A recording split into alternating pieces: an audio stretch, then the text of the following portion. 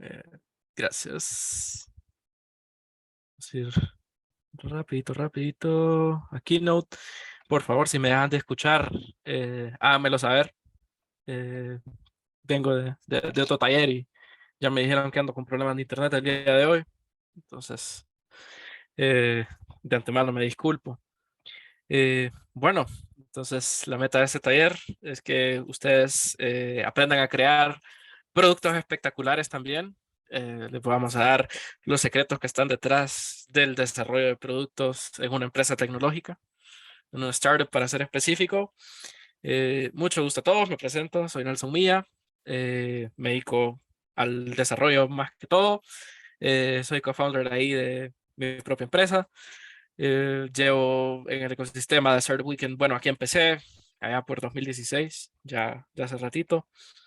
Y pues con el tiempo me volví facilitador y qué gusto poder estarlos acompañando. En el pasado he facilitado eventos en Buenos Aires, entonces qué alegría poder estar compartiendo de vuelta con ustedes.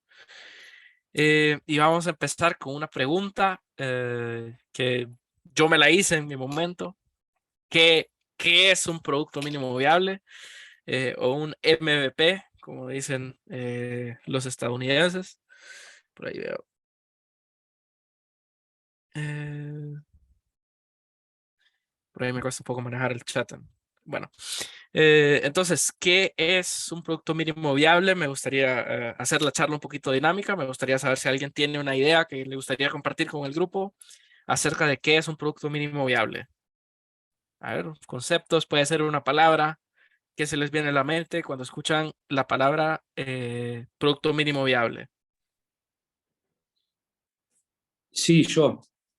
Adelante, adelante.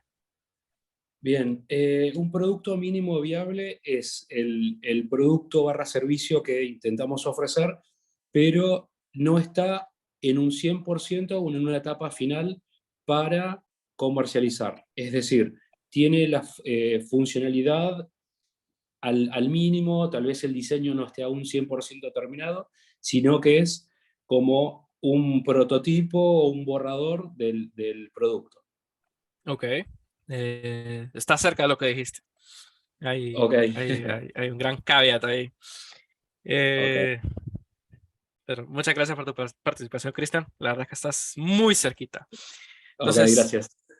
¿qué es un producto mínimo viable? Es un producto que tiene las características suficientes para que nosotros empecemos a traer nuestros primeros clientes, los cuales se llaman en este mundo early adopters. Eh, es un producto que tiene como finalidad que nosotros vengamos y validamos nuestras ideas en una etapa temprana. Y Eric Rice, que es este señor que escribe, fundador, que escribe muchos libros muy interesantes, la define como la versión de un nuevo producto que captura la mayor cantidad de información validada sobre nuestros clientes con la menor cantidad de esfuerzo. Ok, entonces, el punto en el que Christian tambaleó realmente es el punto de que un producto mínimo viable no es vendible. El producto mínimo viable sí es vendible. Es lo menos que necesitamos nosotros para salir a vender. ¿Ok?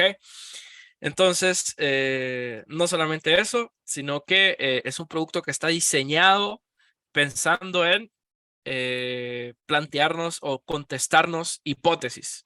¿Ok? Esto es mucho como un experimento científico. Está muy cercano a lo que es, digamos, el método científico. Y me gusta poner como ejemplo, me acuerdo que la vez pasada que estuvimos aquí compartiendo en Startup Weekend Argentina, Buenos Aires, estaban estos muchachos de una empresa de allá que se llaman Emi Labs y me gustó mucho en la charla de ellos platicaron acerca de su producto. Su producto era un chatbot. Básicamente, aquí lo estoy solo simplificando, era un chatbot de WhatsApp mediante el cual la gente aplicaba trabajos. ¿Ok? Entonces, en este chatbot, la gente venía y en lugar de ir a dejar un CV por email y luego hacer una reunión por Zoom, lo que hacía era, buenas tardes, chatbot, me gustaría aplicar al trabajo tal. y le mandaban, digamos, sus documentos a través de WhatsApp, ¿verdad? Ellos tienen muchos clientes allá en Argentina, entre ellos Burger King, Starbucks, si mal no recuerdo. Y era bien interesante porque ellos lo que hicieron en su producto mínimo viable es que realmente no había un robotcito contestando, digamos, estas cosas en WhatsApp, sino que había un ser humano real con un teléfono que atendía a los usuarios. ¿Ok? Ya con esto ya ellos salieron y empezaron a vender este producto. También llama la atención mucho como el producto mínimo viable que tuvo Netflix. Netflix no fue de entrada una plataforma digital. El producto mínimo viable de Netflix es que Netflix te enviaba un catálogo por correo, correo físico, por postal te llegaba un catálogo con sus películas. Vos pedías una y Netflix te la hacía llegar por correo también, te llegaba un DVD a tu casa. Entonces, lo que hacías es que si te cansabas de ver esa película, vos les mandabas el DVD de regreso y les pedías otro DVD. Y así Netflix comenzó a operar. Otro interesante, no sé qué aplicación de delivery exactamente, fue de las primeras en operar, estaba en Silicon Valley. Y lo que ellos hacían era que fingían que tenían como los contactos de los restaurantes, ellos tenían los menús. Entonces, vos pedías por delivery a través de su aplicación, ellos recibían el pedido, ellos llamaban al restaurante, hacían el pedido y salían en su bicicleta los founders a traer la comida y a irla a dejar. Ok, entonces el producto mínimo viable sí es vendible, Cristian. Ese es el único punto en el que no estás del todo acertado. Ok, perfecto. Por acá estamos hablando de que hacer esto es bastante parecido al método científico. Disculpen. Es muy parecido al método científico. Nosotros lo que generamos son hipótesis de negocio o hipótesis de producto, cosas que nosotros creemos que funcionan o cosas que nosotros asumimos que son así. Les voy a dar un ejemplo sencillo. Imagínense que ustedes están creando una aplicación de facturación teniendo en mente a los pequeños emprendedores de microempresas que utilizan teléfonos Android. Ok, lo primero que nosotros estamos asumiendo es que estos microemprendedores utilizan teléfonos Android. Ya. Entonces, nosotros vamos a categorizar, digamos, las cosas que nosotros suponemos sobre nuestro producto, dependiendo su importancia y su urgencia. ¿Ok? Que algo sea importante quiere decir que es algo integral para el desarrollo de nuestro negocio. Que algo sea urgente quiere decir que se tiene que hacer en cuanto antes se pueda, ¿verdad? Por ejemplo, que es importante y urgente darnos cuenta de que nuestros clientes necesitan un sistema de facturación. Primer punto, los microempresarios necesitan facturar. Segundo punto, los microempresarios utilizan Android. ¿Ok? Ya por ahí, digamos, un poco menos importante, un poco menos urgente. Mis clientes ven valor a integrar esta aplicación con Discord y nadie más se lo ofrece en el mercado. Este es mi, digamos, diferenciador clave. Yo me integro con Slack, me integro con Discord. Pero realmente la hipótesis es que mi cliente le da valor a esto. Entonces, es otra hipótesis que hay que probar a través de nuestro producto. Como ejemplo de algo que es importante, pero no es urgente, es, por ejemplo, puedo yo escalar este producto y irme a vender a países vecinos como Chile y Uruguay. Eso es importante para mí, va a ser importante a futuro, me va a traer mucha plata, pero de repente en el contexto en el que me encuentro actualmente no hace mucho sentido. Ya luego hay, digamos, cosas urgentes que no son tan importantes. Por ejemplo, si todo mi producto, su valor es que esté en Android, algo que podría ser urgente y que me podría generar un par de ventas es si yo puedo generar una versión para iOS. De repente, de mi pool de 100 microempresarios, 10 utilizan iOS, utilizan iPhone y no tienen Android, entonces no les puedo vender. Entonces eso puede ser algo urgente, pero no tan importante. Y ya luego nos encontramos con estas cosas que no son ni urgentes ni importantes. Por ejemplo, podemos hacer que el usuario clique más en este y este botón si le pongo este color en específico. Listo. Entonces, a la hora de crear un producto, ustedes toman ese rol de científicos y lo primero que tienen que hacer es darse cuenta cuáles son sus hipótesis más importantes y más urgentes. Cuáles son las que si no se cumplen les van a quebrar el negocio. ¿Ok? Entonces, ahí hace poco hablamos de esta palabra. Nosotros, este producto mínimo viable, se lo vamos a ir a vender a lo que llamamos early adopters o adoptadores tempranos. ¿Qué es un early adopter? ¿Reconocen esta figura? Es una curva de Bell y nos da como la distribución estadística de las cosas. Entonces, en este caso es la distribución estadística de los clientes de nuestra empresa. Y los vamos a distinguir, digamos, en tres grandes grupos. Hay quienes los distinguen en cinco, pero X. Los vamos a distinguir en tres grandes grupos. Están los early adopters, están los clientes promedio y están los baby boomers. Y yo tengo un caso de una startup que yo mentoreé que se encargaban de dar acceso a productos financieros. ¿Ya? Toda su idea era que ellos iban a venir, iban a tomar al usuario. Este usuario venía buscando un préstamo, ya sea de casa, ya sea de auto, ya sea de lo que sea, e iban a conectarlo con servicios financieros de diferentes bancos. Le iban a ofrecer la información de, hey, este banco tiene este préstamo a esta tasa que te tiene y esta ventaja y te lo recomendamos. Y va a ser, bueno, facilitan como que el cliente aplique a esto. Ya. Entonces, ¿qué es lo que pasa? En este caso, digamos, tenían dos arquetipos de clientes, porque por un lado le estaban vendiendo al usuario final esta capacidad de hacer préstamos fáciles, digamos, vendiendo entre comillas, porque era gratuito para el usuario final, y a quienes sí les cobraban era a estas instituciones financieras un porcentaje, digamos, por haber hecho la transacción, por haber hecho la conexión con ese cliente. ¿Qué pasó? Ellos estaban fallando mucho, estaban fallando mucho, estaban fallando mucho. ¿Y por qué estaban fallando mucho?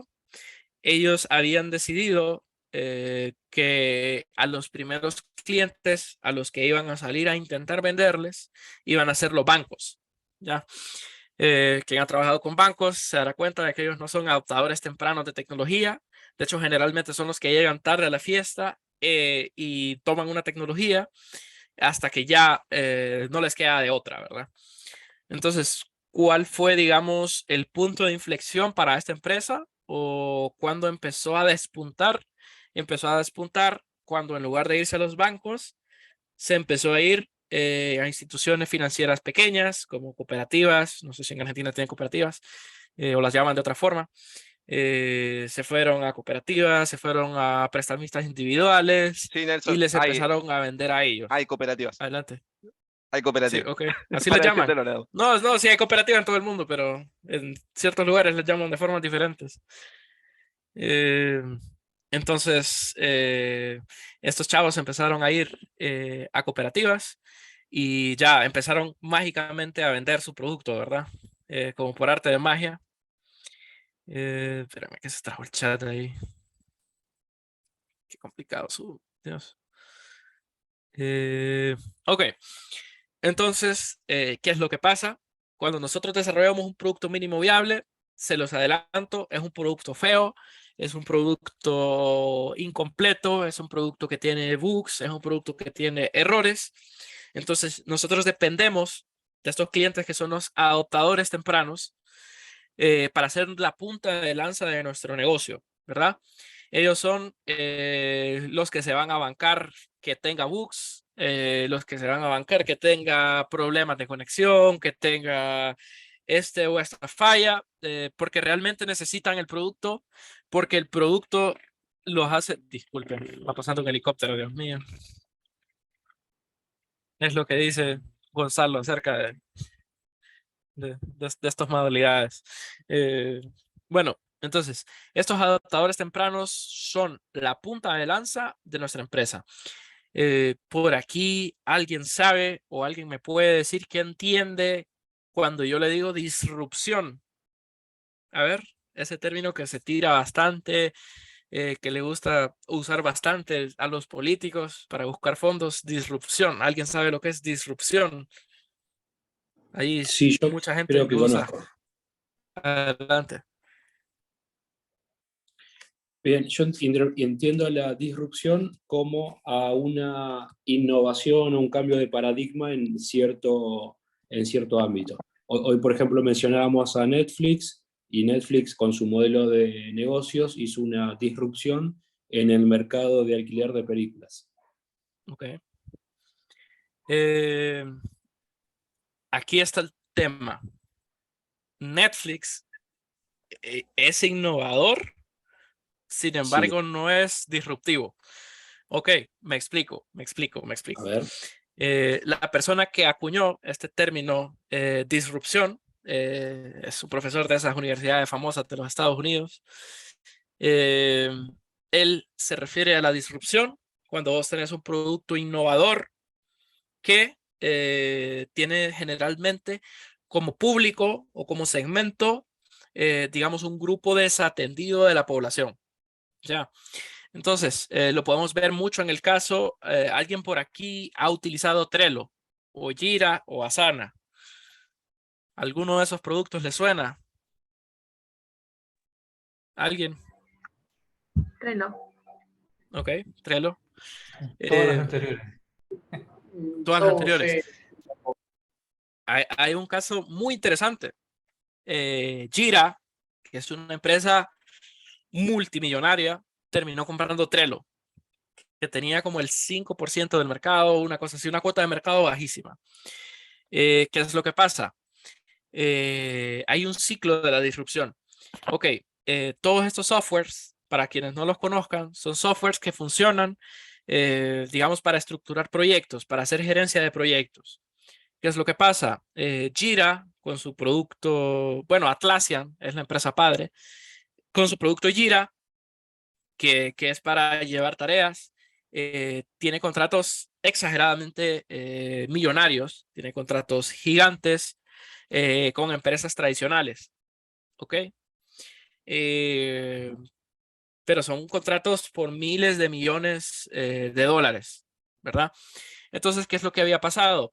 Jira cada vez iba teniendo más y más features, más y más características que hacen sentido y que le facilitan mucho la vida a sus usuarios corporativos, usuarios que de repente tienen que manejar 500 o 1000 empleados y son features que realmente hacen que el producto de Jira sea un producto muy costoso. Cuesta mucha plata Jira. Entonces, ¿qué fue lo que fue pasando? Que startuperos, que personas que venían empezando en estos rubros, que eran 8 personas cuando mucho, 10, 20 personas, no les hacía sentido realmente comprar Jira. Ya, es un producto muy caro, con features muy bonitas, que funcionan para empresas que son muy grandes. Entonces, ¿qué pasó? Jira fue dejando esta colita, esta cola de mercado. Estos que ya luego se convirtieron en los adoptadores tempranos de lo que sería Trello. Entonces, ¿qué fue lo que dijo Trello? Trello dijo, vio a Jira y dijo, ninguna de estas características nos sirve, pam, pam, pam, pam, pam, pam, pam, pam, pam, la fue quitando. Y quedó con un producto más sencillo, que era más sencillo de mantener, entonces era más barato de vender. Incluso tan barato, yo he usado Trello para muchísimos proyectos, nunca he gastado un 5 en Trello, nunca les he tarjeteado, porque en la mayoría de mis proyectos que he llevado con ellos, su capa básica me ha servido suficiente. Eh, entonces, ¿qué es lo que pasa? Trello empezó a crecer. Eso es disromper el mercado.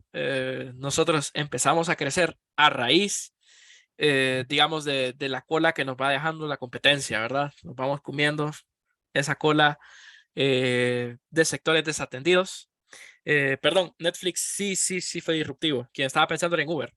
Netflix se fue comiendo la cola de clientes que iba dejando Blockbuster, que eran clientes que realmente no podían como estar yendo seguido a Blockbuster y que por eso les daban multas, eran de repente personas descuidadas, que se les olvidaba, hey, el domingo tengo que ir a dejar esta película, entonces Blockbuster les quería cobrar bastante plata, digamos, la caducidad de estas alquileres, ¿verdad?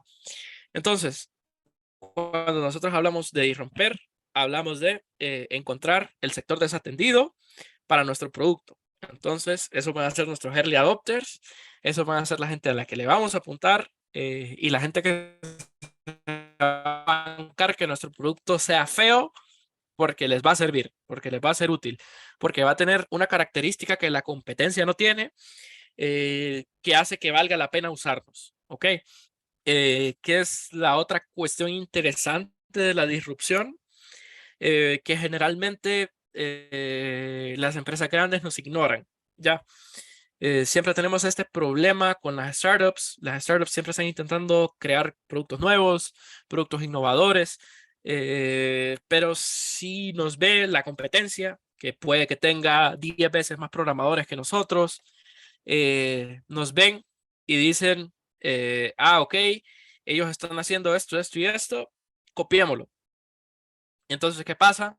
Ellos que tienen departamentos de desarrollo más grandes, que tienen más recursos, que tienen más conexiones, que ya tienen una cartera de clientes, nos copian de una y ya, listo. Nadie nos compró más. ¿Ok?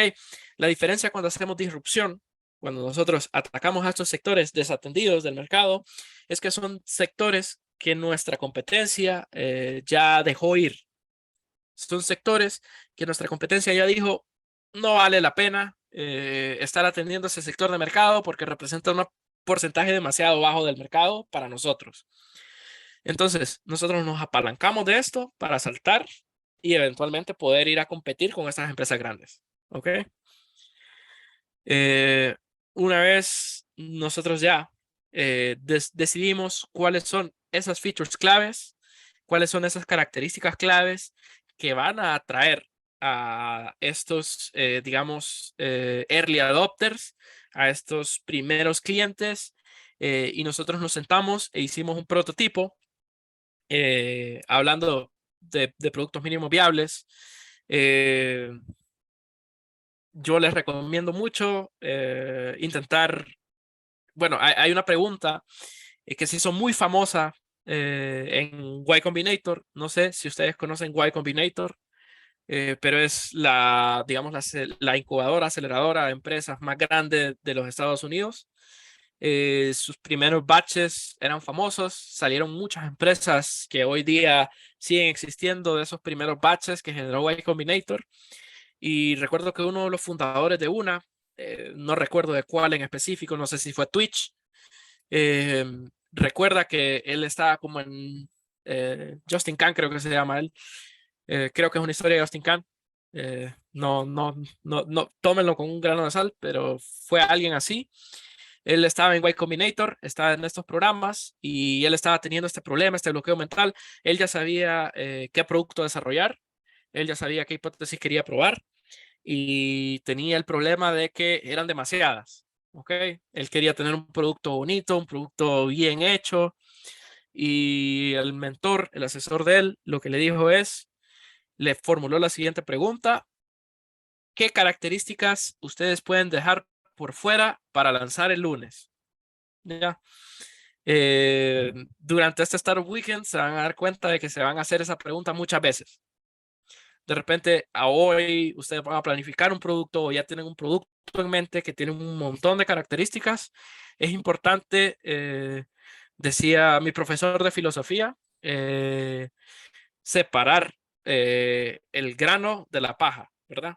Entonces, es importante que nosotros vayamos buscando las características que son realmente esenciales, ¿ok? Se puede crear un producto en 3 días, si se puede. Pueden tener un producto muy bonito el domingo, si pueden. Yo creo en ustedes. Solo aprendan a separar el grano de la paja, qué cosa es necesaria, qué cosa no. Si no se sienten cómodos codificando, pueden hacer un producto mínimo viable en papel o en Adobe XD o en Canva o en lo que sea, ¿verdad? Pero una vez nosotros tenemos este producto, nosotros lo que nos interesa es medir resultados, es validar. Ok, el propósito de este producto era comprobar mis hipótesis. Ahora tengo que, ya que ya tengo el producto en sí, tengo que ir a comprobarla, ¿verdad? Tengo que salir afuera. Esto es lo que más le cuesta a los emprendedores primerizos, a mostrarle el producto a mi cliente, a intentar cerrar mi primera venta. Es lo más difícil. Me gusta decirle a las personas a las que les doy talleres o que mentoreo, que si ustedes completan su primera venta, ya están adelante del 90% de los emprendedores, ¿ok? He conocido gente muy talentosa con empresas muy bonitas que pasan 3 años sin cerrar una venta, ya, porque tienen ese miedo de salir a la calle. Y cuando eventualmente lo hacen, se dan cuenta de cosas muy radicales y de que gastaron 3 años construyendo un producto que nadie quería. Y es la verdad. Entonces, si ustedes salen a la calle, socializan su proyecto con sus early adopters, van a estar adelante del 90% de los emprendedores. Ojo. Ok, vamos a hablar de la información cuantitativa versus la información cualitativa. Una vez nosotros tenemos nuestro producto y lo estamos midiendo, siempre digamos en esta etapa temprana de la empresa. Ok, ¿qué es lo que pasa? Yo estoy muy en contra personalmente de la información cuantitativa en esta etapa tan temprana de la empresa, por varias razones, y el por qué yo les recomendaría cuando salgan a validar, háganlo con información cualitativa y no cuantitativa. Número uno, la información cuantitativa, ustedes tienen que ser muy cuidadosos de estar haciendo las preguntas correctas. ¿Ok? Es muy fácil dejarnos llevar y poner preguntas como, ¿usted compraría mi producto, sí o no? ¿A usted le parece que es un producto bonito, sí o no? ¿A usted le parece que es un producto muy innovador, sí o no? Entonces, ¿qué es lo que pasa? El ser humano tiene una tendencia a no querer ofender a los demás, ¿ya? Entonces, lo que pasa es, imagínense que el día de mañana viene su hermano o hermana menor, o viene su primo, o viene su mamá, o viene su hijo, no sé, y les dice, mira que estoy trabajando en este proyecto. ¿Te parece bonito? ¿Qué van a contestar ustedes? Sí, ok. Entonces, cuando hablamos de información cuantitativa, cuando hablamos de hacer encuestas y salirlas a aplicar, que generalmente lo hacen por Google Forms, yo estoy muy en contra de eso, porque generalmente son preguntas que ya vienen con un sesgo, y no solo eso, son preguntas que de repente no las reparten por los canales adecuados, no buscan, digamos, a ese segmento de mercado al que le van a pegar, eh, sino que buscan, lo publican en su muro de Facebook, se lo pasan a conocidos, se lo pasan a familiares. Entonces ya la información va doble sesgada. Ni son preguntas tan buenas, ni están planteadas a las personas correctas. ¿Ok? Entonces, a la hora de recopilar, digamos, resultados, sí me gusta más este método cualitativo, este método de ir a sentarte con un entrevistado y platicar, tener una charla con ellos. ¿Ok? Entonces, ¿qué preguntas son útiles en una entrevista? En una entrevista, las preguntas que nos van a ser útiles a nosotros son preguntas abiertas. Evitemos las preguntas de sí o no cuando nosotros queremos medir resultados sobre nuestro producto o de repente son hipótesis de nuestra empresa.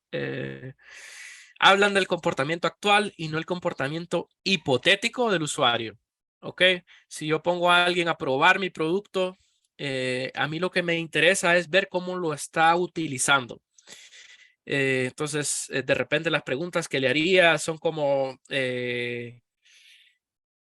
en el pasado, cuando has utilizado mi producto, si es que ya lo está utilizando seguido, cuál es la función que más has utilizado de mi producto, ¿ok? Estoy hablando de atrás, del pasado, de cosas que ya pasaron. Mientras que si yo hago una pregunta del tipo, ¿cuál es el feature que más te gustaría ver reflejado en mi plataforma? El problema de eso es que la gente cree saber lo que quiere, muchas veces no es así. La gente muchas veces tiene features que le gustarían, pero que no está dispuesta, digamos, a pagar un extra por eso. Y siempre se dan esas cositas. Se me viene a la mente la anécdota de esta persona. Fue quien escribió un libro muy bonito de cómo hacer entrevistas. Se llama El Test de la Mamá, The Mom Test, por si lo quieren buscar. Recomendación de lectura post Startup Weekend. Él habla de que en una de sus empresas ellos tenían muchos clientes que los presionaban mucho con que ellos querían reportería más bonita, con que querían tener en su reportería tal y tal y tal y tal y tal campo. Entonces, ¿qué fue lo que pasó? Ellos pasaron meses y meses y meses y meses y meses desarrollando un módulo de reportería muy completo, muy complejo, que al final el cliente le costaba un poco usar y que platicando con el cliente, él se fue y se sentó con uno de sus clientes y le preguntó como, ¿qué haces con estos reportes que nosotros estamos generando mes a mes? Estos reportes que nos costaron a nosotros 6 meses desarrollar. Y el cliente le explicó que nada más los engavetan para futuras referencias. Ya, o sea, este cliente, ellos se pasaron 6 meses desarrollando todo un módulo de reportería y el cliente lo único que hacía con los reportes era guardarlos en una gaveta. Entonces, es muy importante por eso hablar del comportamiento que tiene el usuario actualmente con nuestro producto y no el comportamiento que ha tenido histórica y no el comportamiento que va a tener a futuro, ¿ok? Nos basamos en el presente y en el pasado, no en el futuro, ¿ok? También me parece otra cosa, ¿se acuerdan que les dije que si ustedes salían a la calle a platicar con el cliente, ya están adelante el 90%? Si ustedes, aparte de platicar con el cliente, logran cerrar su primera venta, están en el 90% del 90, perdón, están en el 10% del 10%, ¿ya? Están adelante de los que no salieron a platicar con el cliente y están adelante de los que nunca han vendido. Ya. Otra pregunta, aquí tengo ejemplos de preguntas útiles que pueden hacer en una entrevista. Si ustedes, digamos, tienen un producto que hicieron en papel, que el usuario de repente no puede interactuar tanto, podemos hacer preguntas del tipo, ¿cómo están solucionando este problema actualmente ustedes? Ahí nos vamos a dar cuenta de quién es nuestra competencia realmente. Y nuestra competencia no necesariamente es otra empresa de tecnología, sino que, por ejemplo, si mi idea es reemplazar los documentos físicos en los hospitales, mi competencia actual es ser mejor que el papel que utilizan los hospitales, ¿verdad? Ser mejor que esos documentos físicos y darme cuenta por qué los médicos están prefiriendo esos documentos físicos y por qué no están utilizando ya algo digital, por ejemplo. ¿Ok? Entonces, aquí nosotros tenemos un producto. Este producto fuimos y se lo presentamos a un cliente. Ya tuvimos primeras pláticas, comprendimos sus necesidades, nos dimos cuenta de qué cosas necesita, qué cosas no necesita. Y entonces nosotros lo que hicimos fue adquirir un aprendizaje. Es muy importante aquí. Yo digo lo siguiente. Al final, emprender se trata de metodologías. ¿Ok? Gonzalo es una persona muy, muy, muy brillante. Está a años luz de mí. Y Gonzalo, si ustedes le presentan su empresa, o si me la presentan a mí incluso, que soy más bajito en el área de negocios que Gonzalo, yo no voy a poder saber de entrada si su empresa es rentable o no, porque si lo supiera ya la hubiera fundado yo. Ya. Si hoy vienen y me dicen, Nelson, fíjate que mi idea es este bebedero para perros automatizado utilizando IoT. Si yo supiera que eso va a ser un éxito, ya lo hubiera hecho yo. Ya.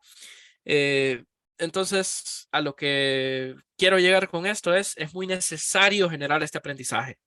No solo saber qué funciona y qué no funciona, sino saber cuándo funciona, cómo funciona, cuáles son las necesidades del cliente específicas, por qué el cliente quiere comprar esto, cuál es el problema que estoy resolviendo.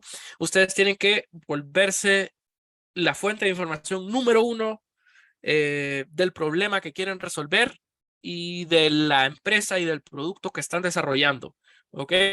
Y no hay papers en el mundo para las empresas innovadoras, ni para las empresas disruptivas, ni para las empresas que son innovadoras y disruptivas. ¿Por qué?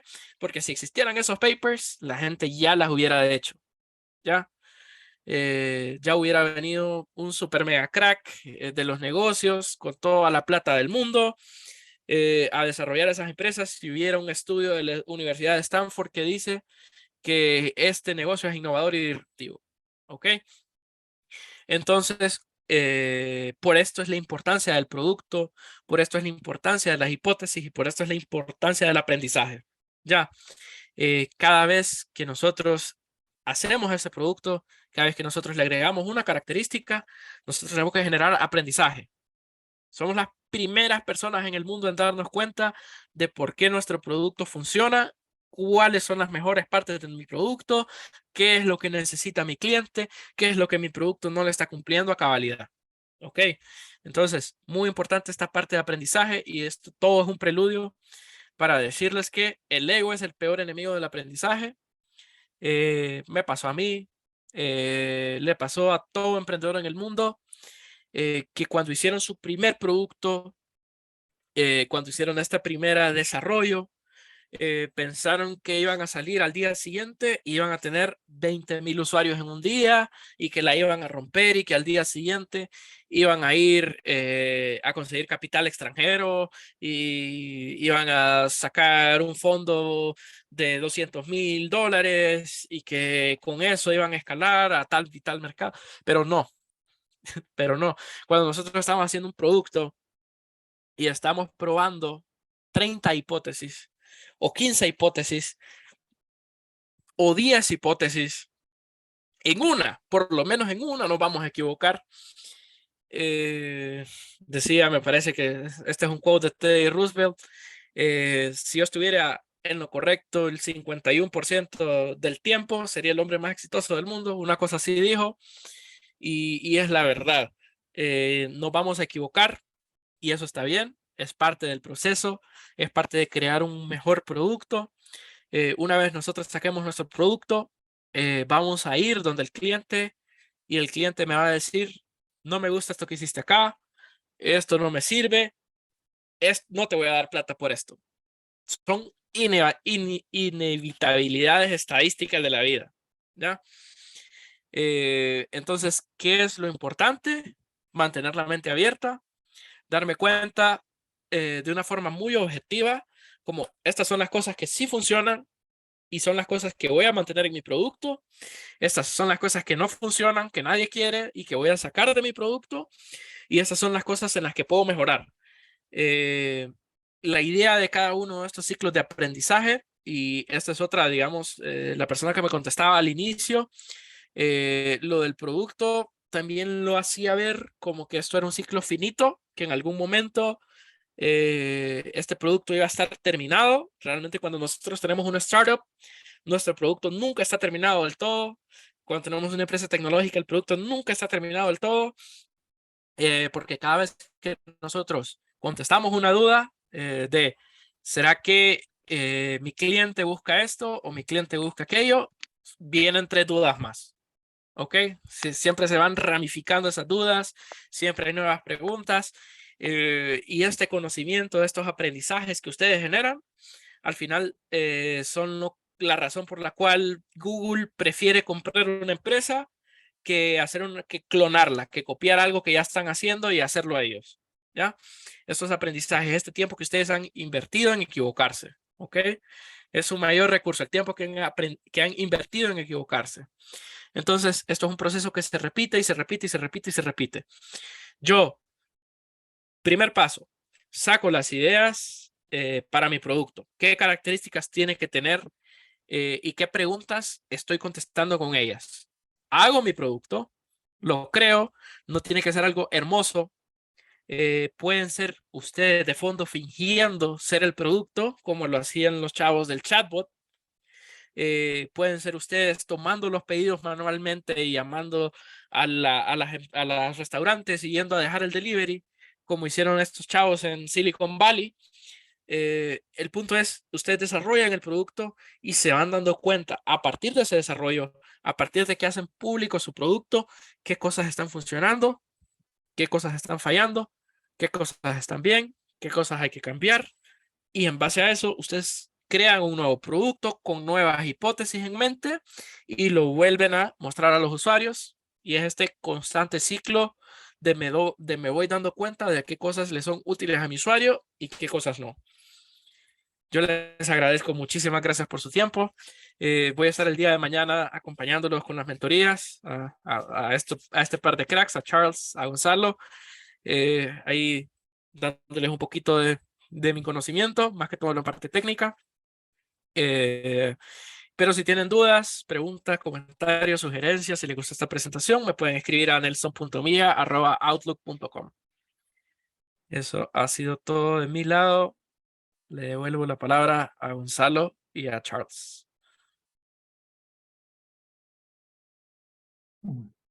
Muchas gracias, Nelson. Espero que hayan prestado mucha atención porque Nelson ha dado claves muy importantes de lo que va a ser el proceso de validación. Salir a preguntar, salir a validar que los negocios que están construyendo son de verdad cosas que la gente quiere. Así que esperemos que hayan prestado buena atención y, como dice Nelson, van a contar con su apoyo mañana. Así que aprovechenlo. Y ahora, sin más, pasamos ahora sí